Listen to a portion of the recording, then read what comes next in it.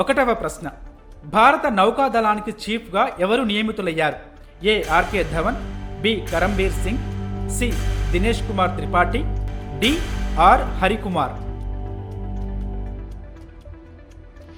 సరైన సమాధానం దినేష్ కుమార్ త్రిపాఠి.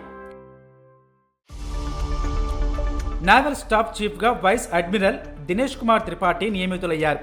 ఏప్రిల్ 30, 2024 ఆయన బాధ్యతలు స్వీకరించనున్నారు. త్రిపాఠి ప్రస్తుతం నావికా దళానికి డిప్యూటీ చీఫ్గా పనిచేస్తున్నారు. రెండవ ప్రశ్న, వరల్డ్ ఫ్యూచర్ ఎనర్జీ సమ్మిట్ 2024 ఎక్కడ నిర్వహిస్తున్నారు? A New Delhi, B Dhaka, C Dubai, D Abu Dhabi. సరైన సమాధానం అబుదాబి.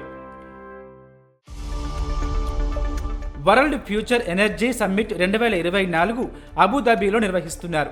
ప్రపంచ ఇంధన పరివర్తనను సులభతరం చేయడానికి, స్వచ్ఛమైన పునరుత్పాదక శక్తిలో పెట్టుబడులను ప్రోత్సహించడానికి తీసుకోవాల్సిన చర్యల గురించి ఈ సమ్మిట్లో చర్చిస్తారు. మూడవ ప్రశ్న, భారతదేశం బ్రహ్మోస్ సూపర్సోనిక్ క్రూయిజ్ క్షిపణిని ఏ దేశానికి సప్లై చేస్తోంది? A Nepal, B Philippines, C Thailand, D Bangladesh. సరైన సమాధానం ఫిలిప్పీన్స్. భారతదేశం $375 మిలియన్ ఒప్పందంలో భాగంగా ఫిలిప్పీన్స్కు బ్రహ్మోస్ సూపర్సోనిక్ క్రూయిజ్ క్షిపణులను సప్లై చేస్తోంది.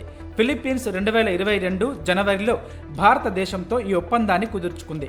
బ్రహ్మోస్ సూపర్సోనిక్ క్రూయిజ్ క్షిపణులు ధ్వని కంటే 3 రెట్లు ఎక్కువ వేగంతో దూసుకుపోతాయి. నాలుగవ ప్రశ్న, భారత్లో ఎలక్ట్రిక్ ఎయిర్ టాక్సీ సేవలను తీసుకురానున్నట్లు ప్రకటించిన సంస్థ ఏది? A Air India, B IndiGo, C SpiceJet, D Akasa Air. సరైన సమాధానం ఇండిగో. భారత్లో ఎలక్ట్రిక్ ఎయిర్ టాక్సీ సేవలను అందుబాటులోకి తీసుకురానున్నట్లు ఇండిగో ఎయిర్లైన్స్ ప్రకటించింది. అమెరికన్ కంపెనీ ఆర్చర్ ఏవియేషన్ భాగస్వామ్యంతో ఈ సేవలను అందించనుంది. తొలి దశలో ఎయిర్ టాక్సీ సేవలను బెంగళూరు, ముంబైలకు కూడా విస్తరించాలని ఇండిగో, ఆర్చర్ ఏవియేషన్ భావిస్తున్నాయి. ఐదవ ప్రశ్న, United Nations permanent forum on indigenous issues 23వ సెషన్ ఎక్కడ జరుగుతోంది? A New Zealand, B France, C New York, D Canada. సరైన సమాధానం New York. United Nations permanent forum on indigenous issues 23వ సెషన్ న్యూయార్క్లో జరుగుతోంది. ఏప్రిల్ 15 నుంచి 26 వరకు జరిగే ఈ సమావేశాల్లో ఆర్థిక, సామాజిక అభివృద్ధి, సంస్కృతి, విద్య, పర్యావరణం, ఆరోగ్యం, మానవ హక్కులపై చర్చించనున్నారు. ఆరవ ప్రశ్న, స్కైటాక్స్ అవార్డ్స్ 2024లో బెస్ట్ ఎయిర్పోర్ట్ అవార్డు గెలుచుకున్న విమానాశ్రయం ఏది? ఏ చాంగి విమానాశ్రయం, బి టోక్యో హనేడా విమానాశ్రయం, సి హమద్ అంతర్జాతీయ విమానాశ్రయం, డి దుబాయ్ విమానాశ్రయం.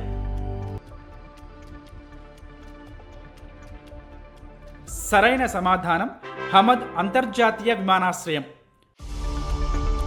దోహాలోని Hamad International Airport Skytrax World Airport Awards 2024లో బెస్ట్ ఎయిర్పోర్ట్ అవార్డును గెలుచుకుంది. 12 సార్లు ఛాంపియన్ అయిన సింగపూర్ చాంగి ఎయిర్పోర్ట్ ఈసారి 2వ స్థానంలో నిలిచింది. ఉత్తమ విమానాశ్రయాల జాబితాలో భారతదేశంలోని ఢిల్లీ విమానాశ్రయం 36వ స్థానంలో నిలిచింది. 7వ ప్రశ్న, తిరంగి బర్ఫీ ఏ నగరానికి చెందినది? A Lucknow, B Kanpur, C Varanasi, D Patna. సరైన సమాధానం వారణాసి. వారణాసికి చెందిన తిరంగి బర్ఫీకి జిఐ ట్యాగ్ లభించింది. దీనితో పాటు వారణాసికి చెందిన ధలువా మూర్తి మెటల్ కాస్టింగ్ క్రాఫ్ట్ కూడా జిఐ ట్యాగ్ పొందింది. ఇప్పటి వరకు బనారస్ ప్రాంతం నుంచి మొత్తం 34 ఉత్పత్తులు, ఉత్తరప్రదేశ్ నుంచి 75 ఉత్పత్తులకు జిఐ ట్యాగ్ మంజూరైంది. 58 ఉత్పత్తులతో తమిళనాడు 2వ స్థానంలో ఉంది. 8వ ప్రశ్న, ఖేలో ఇండియా ఎన్టీపీసీ జాతీయ ర్యాంకింగ్ ఆర్చరీ పోటీలో రజత పతకాన్ని ఎవరు గెలుచుకున్నారు? ఏ దీపికా కుమారి, బి ఏక్తా రాణి, సి శీతల్ దేవి, డి అంకిత భగత్. సరైన సమాధానం శీతల్ దేవి. ఖేలో ఇండియా ఎన్టీపీసీ జాతీయ ర్యాంకింగ్ ఆర్చరీ పోటీలో శీతల్ దేవి రజత పతకం గెలుచుకున్నారు. జూనియర్ వరల్డ్ ఛాంపియన్ ఏక్తా రాణి ఈ పోటీలో విజేతగా నిలిచారు. 2 చేతులు లేని శీతల్ దేవి సాధారణ వ్యక్తులతో పోటీపడి రజత పతకం గెలుచుకోవడం విశేషం. 9వ ప్రశ్న. ఐపీఎల్ చరిత్రలో 250 మ్యాచ్లు ఆడిన రెండో ఆటగాడు ఎవరు? A Rohit Sharma, B Jos Buttler, C Virat Kohli, D David Warner. సరైన సమాధానం రోహిత్ శర్మ. ఐపీఎల్ చరిత్రలో 250 మ్యాచ్లు ఆడిన రెండో ఆటగాడిగా ముంబై ఇండియన్స్ ఓపెనర్ రోహిత్ శర్మ నిలిచాడు. ఐపీఎల్లో 250 మ్యాచ్లు ఆడిన తొలి క్రికెటర్ ఎంఎస్ ధోని. ఈ జాబితాలో 249 మ్యాచ్లతో దినేష్ కార్తిక్ 3వ స్థానంలో ఉన్నాడు. 10వ ప్రశ్న. ప్రపంచ పుస్తక దినోత్సవం ఎప్పుడు?